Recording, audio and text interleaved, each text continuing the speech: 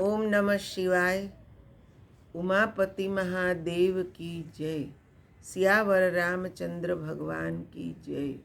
कृष्ण कन्हैया लाल की जय।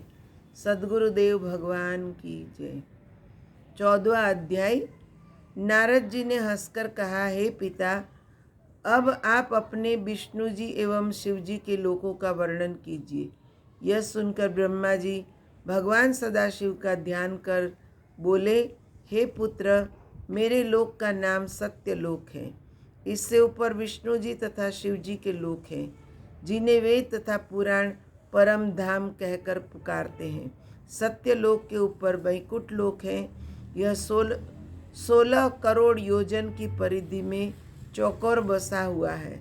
उसमें रत्नों से भरे हुए स्वर्ण मंदिर, बाग, उपवन तथा कुएं आदि सर्वत्र सुशोभित हैं। इसको स्वर्ग भी कहा जाता है।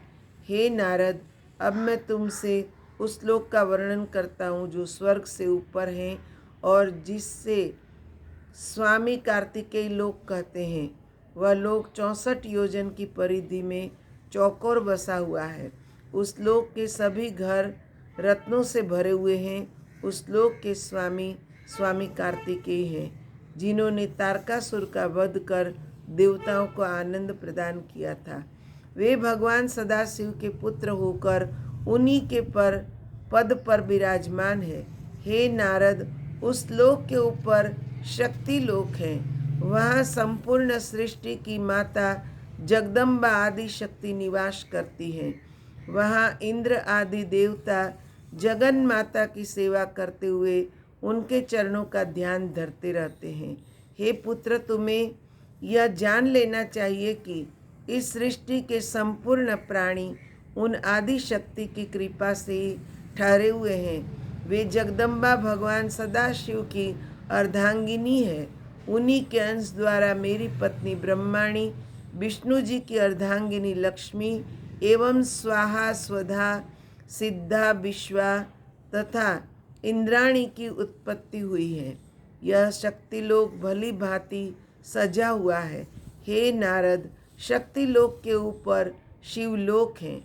वहाँ किसी को चिंता और मोह नहीं व्यापते। जिस स्थान पर भगवान सदाशिव का सिंहासन है, वह स्थान परम मनोहर है। शिव जी के बैठने का सिंहासन रत्नों से जड़ा हुआ है। उसके पास ही शिव जी के तथा भगवती आदि शक्ति के अनेक निवास एवं विहार स्थल बने हुए हैं। उस शिवलोक का विस्तार 256 करोड़ योजन है।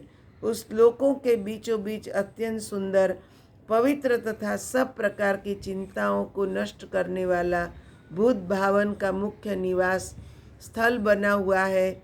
उन त्रिशूल पाणी शिव जी द्वारा ही मेरी, विष्णु जी की तथा रुद्र की उत्पत्ति हुई है।